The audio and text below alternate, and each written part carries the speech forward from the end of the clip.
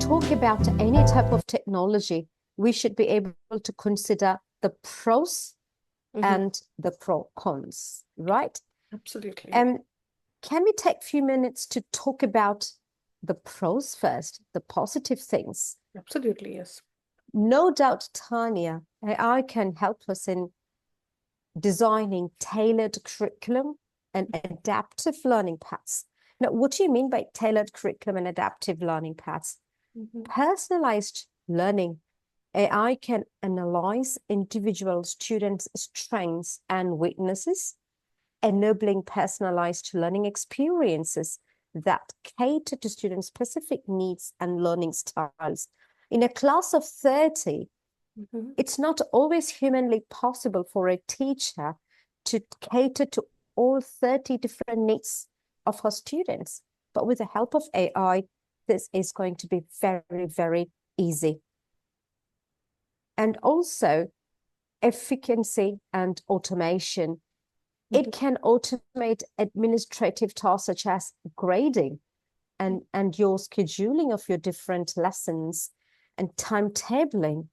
All these things will allow teachers to focus more on education and instruction and student support more than sitting behind a bundle of papers, entering the marks, scheduling, thinking, planning, mapping, mark entry, all those things actually taking time from instructional.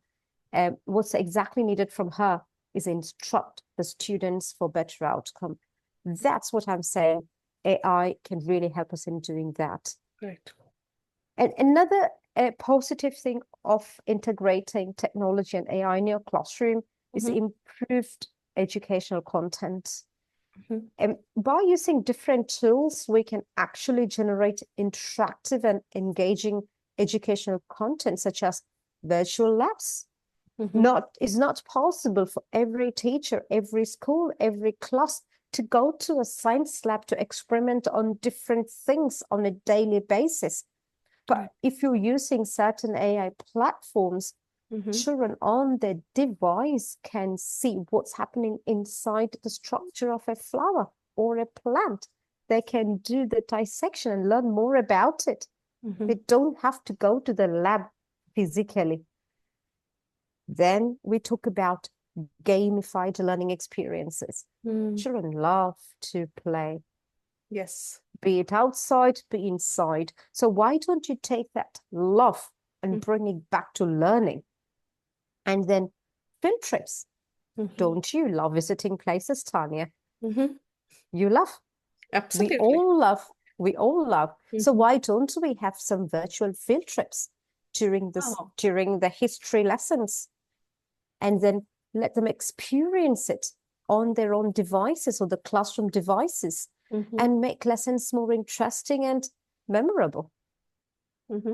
Another positive thing of using AI in your classroom is access to resources. AI-powered educational tools can actually provide access to quality education for students in remote or underserved areas, which really help us to close the education gap.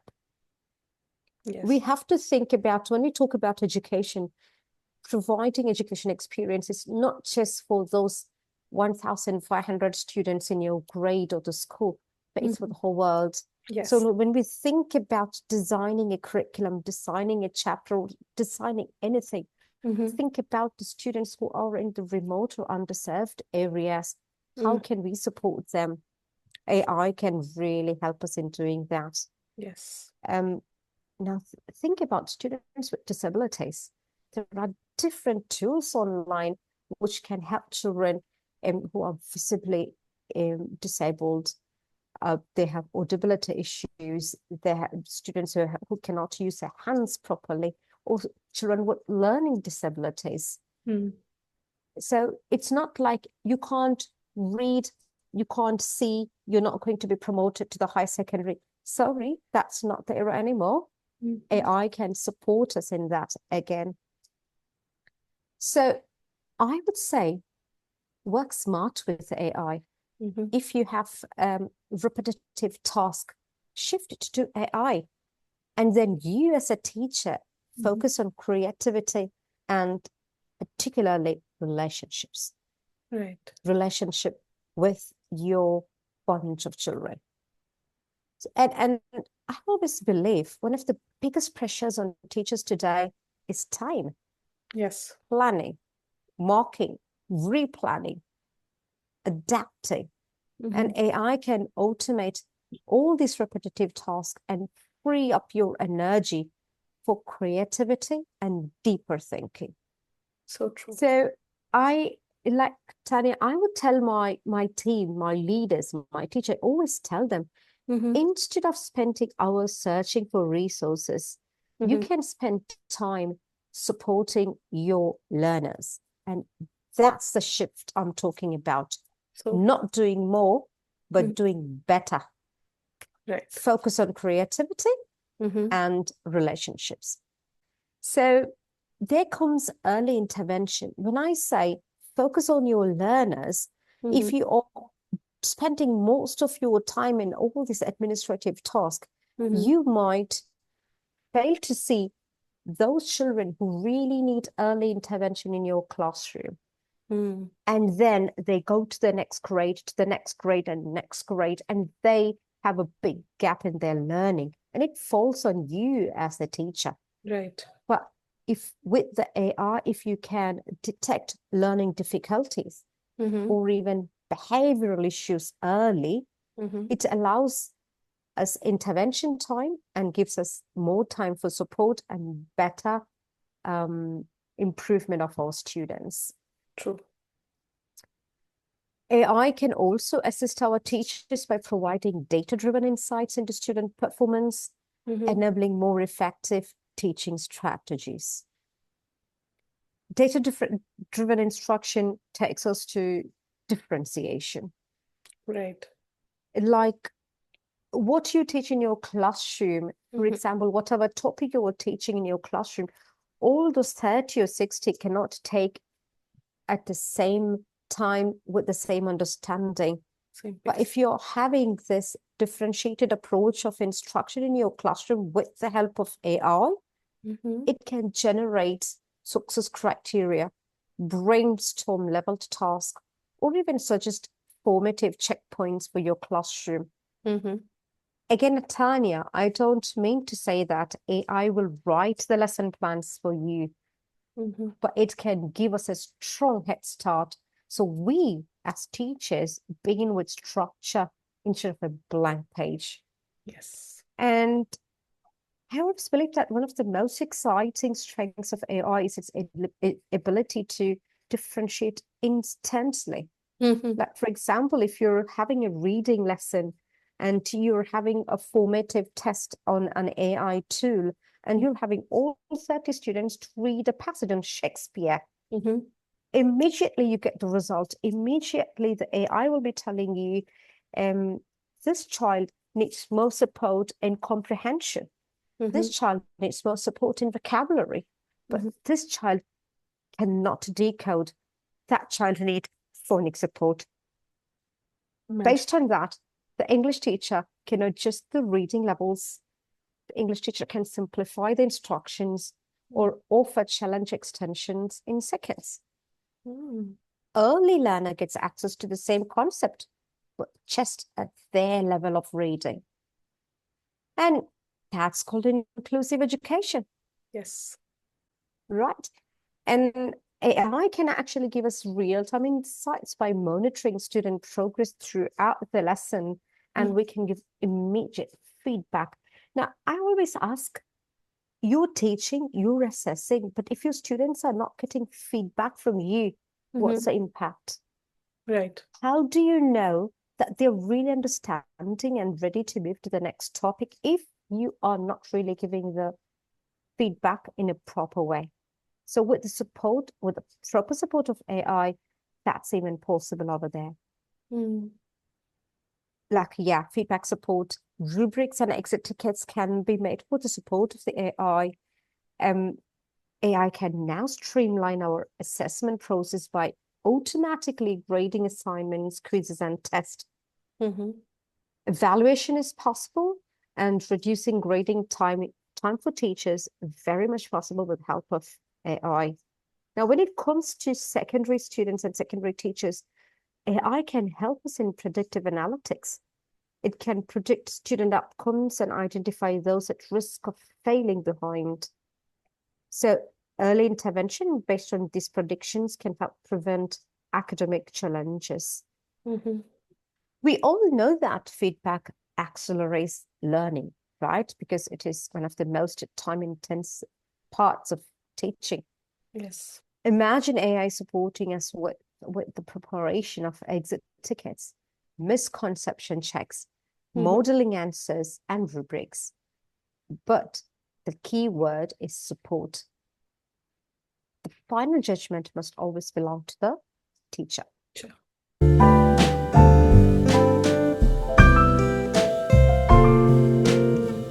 Now, you were also asking about the boundaries of using AI in the classroom. Right. I would say the cons of using AI in schools, right? Not just your own classroom, but the whole school as a scenario. Yes. Ethical consideration is one big thing. Ensuring safe and responsible usage of AI tool. We should be holding strong boundaries around privacy and child protection.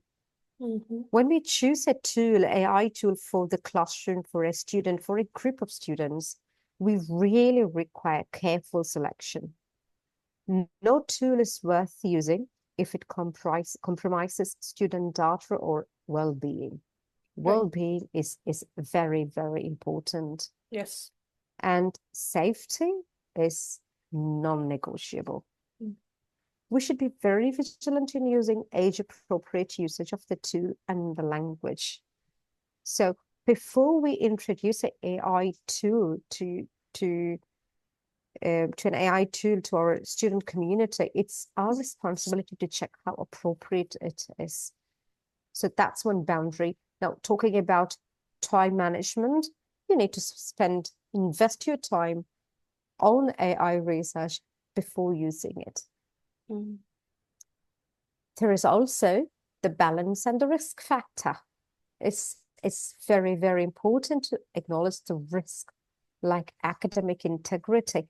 If you're choosing an AI tool, it's your responsibility to ensure that you can use that tool, which is not meeting the compliance requisition of your curriculum, your grade level expectations. You should be very sure that that AI tool is not giving you any misinformation. And as a teacher, you should be very, very sure that you're not passively copying things from there. We also should know that AI is not always accurate, and students must learn to think critically, not simply accept digital answers. When we tell our students to check something on Turnitin, which is an AI tool, your student should be able to tell himself or herself that I'm checking, I'm getting some answers, but I am the one deciding whether I should be using the complete answer from here or whether I will be working on that answer to get the final product. So that independency should be there. And when it comes to privacy concerns, we all know that the collection and analysis of student data by AI systems raise privacy concerns. So it's very, very crucial to have strong data protection policies by the school and ensure that students' privacy is safeguarded. So on a system, and like, for example, Nearpod, you create your own classroom with the student details of 30 children, and it's going live. On quizzes, it's going live. Yes. But then before you do that, the school should have that privacy protection policies and then the data protection from the IT department to ensure that the school's data is not taken against.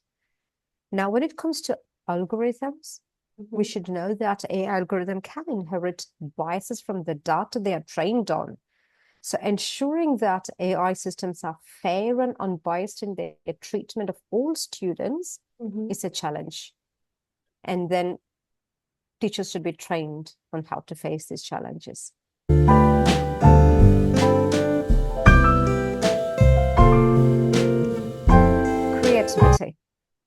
So when it comes to designing something, nowadays we're asking our students to use Canva or book protection or book cover. There are different types of tools over there.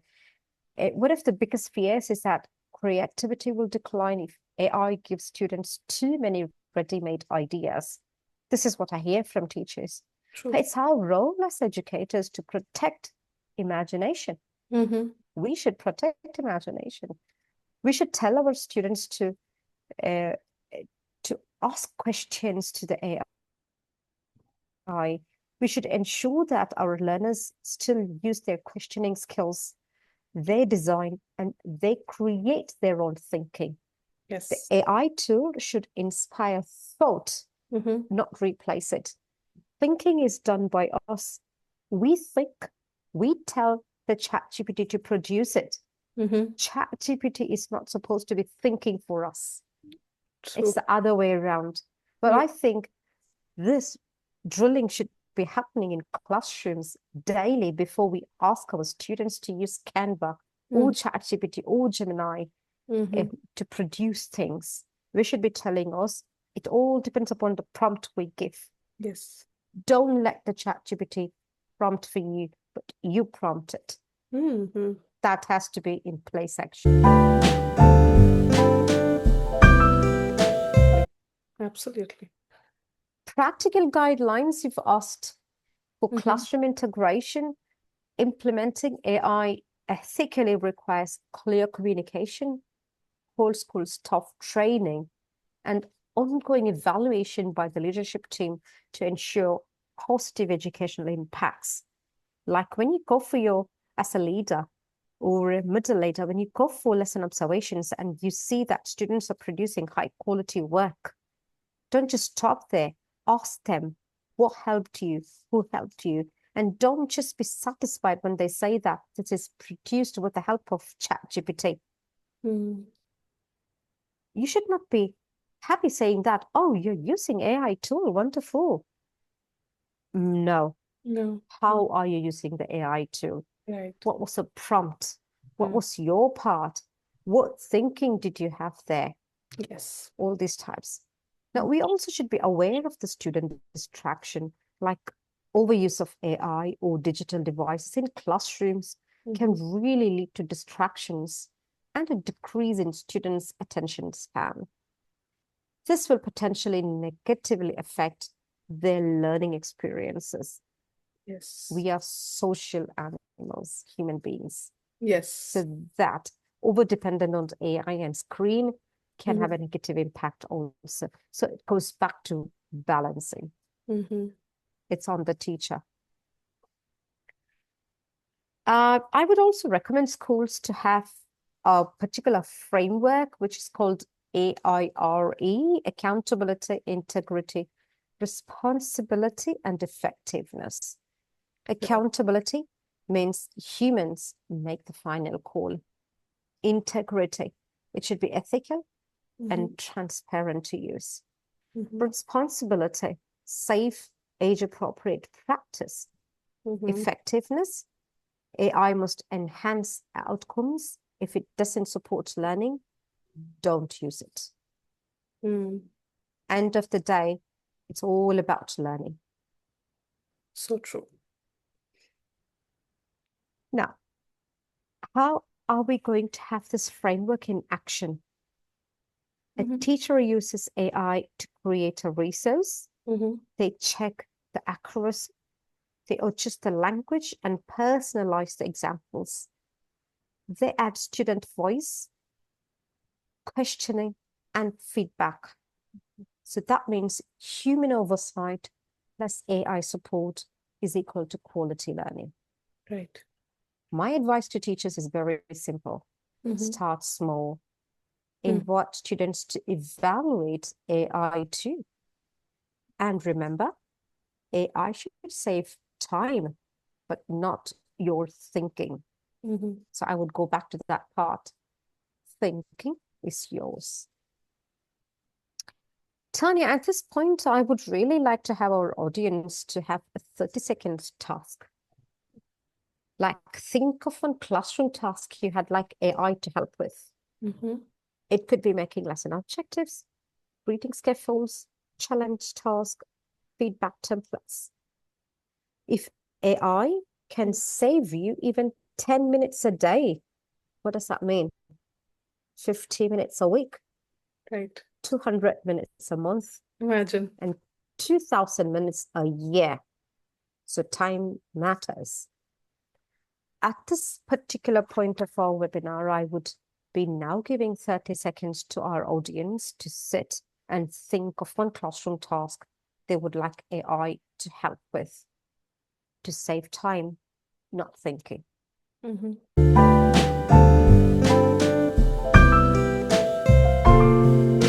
Now, what's our students' role when it comes to AI and integration of AI in your classrooms? We all know that our learners are entering a world filled with automation and machine intelligence. Mm-hmm. The skills they need are not memorization and recall. We don't have to tell them to memorize a poetry or to recall what have you learned in your first term when it comes to Shakespearean articles. That's not what we want them to do. We need to actually let them develop their critical thinking, adaptability, reflection, and ethical judgment. That's what we train our students to be on from now on. Mm-hmm. Now it comes to the human heart. Mm-hmm. Only humans can understand children. Relationships will always be the core of teaching. True. AI can support us in many ways, but AI tool cannot understand a child. Mm-hmm. Only a teacher can do that. So the power is still on the teacher.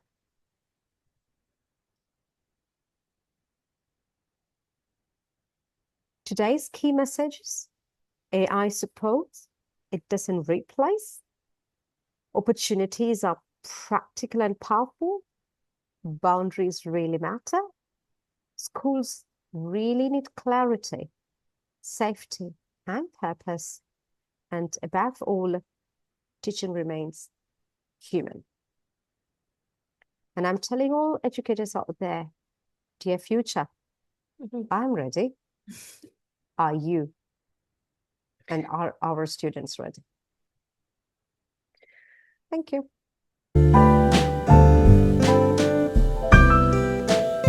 Thank you so much, ma'am. I think the clarity with which you have, compartmentalized each and every aspect of how AI can be integrated. I've taken down a lot of notes.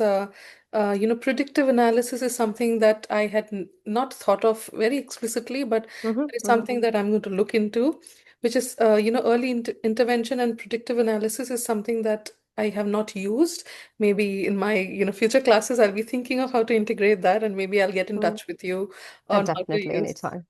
And you've spoken about inclusion, which is beautifully, encompasses everybody who thought that they would be lagging behind because of their disability. But Hmm. the way AI is coming in, maybe the teachers should also be aware of what are the tools that they can use. So we can have a discussion over, sometime later about that. Mhm. Virtual field trips, I love the idea. I mean, when that happens, students will be so much more engaged, and maybe in that virtual field trip they can experience what is being taught in the classroom. Definitely. Tanya, do you know when I first started using virtual field trips, Mm-hmm. AI, you know what, this AI, this mantra of AI actually started maybe the last 2 years, Yes. maybe, Yes. maybe. So I started virtual field trips during the COVID time. Mm. So we were all online learning, students closed inside their apartments. They can't go out. They can't talk to each other. And Mm. then they were actually um lacking experience of the world outside, right? So that's when we started having virtual field trips. So I made it mandatory for all my teachers at least once in a week. You should have a virtual field trip for your students. Mm. Ask them where would they like to go. What would Mm. they like to see? What would they like to feel? Mhm. And then we would, with some help of some AI tools, Mm. those days technology tools, we would plan virtual field trips for our students, and the result was amazing, Yes. really. So we saw in COVID times, we saw a lot of drop off of attention of our, Yeah, students. But I, I, yeah, I believe if we had that idea, we could have also used that in our classrooms. So thankful, ma'am, to have you on board over here and have you in our platform. I'm hoping that we can have this conversation going, and we'll have you back again whenever we need a definitely. little bit of your expertise and your ideas. I would be honored to be on with you. Thank you. Okay.